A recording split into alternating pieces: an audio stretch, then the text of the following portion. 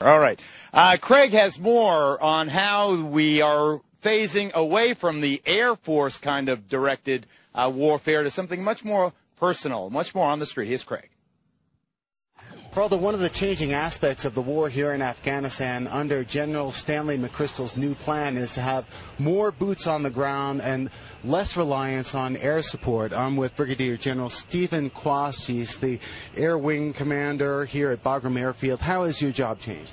Well, the job has just used the flexibility of military power to bring support to General McChrystal and his directives. Directives that have changed after a series of civilian casualties, including errant NATO airstrikes.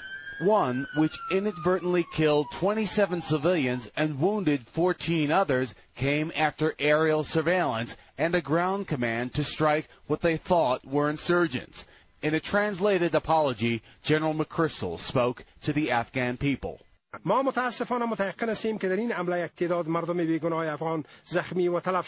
And these weren't just words. Coalition forces must now wait 72 hours to establish a, quote, pattern of life before bombing a house where insurgents have taken refuge. Does it frustrate you as an air commander, the fact that there's less relevance for the impact of what you do, or what your pilots do? It's actually more relevance. I mean, bringing material. The effect can just be an eye in the sky, the ISR, that can watch the enemy and wait until the enemy leaves the village.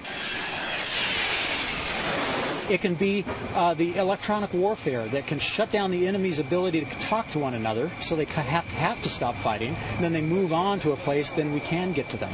So air power is actually more powerful in this counterinsurgency than it was before. General Quast also makes the point that this enemy is fighting a public relations war and often uses innocent civilians as bait. They fight from the villages. They fight from the homes.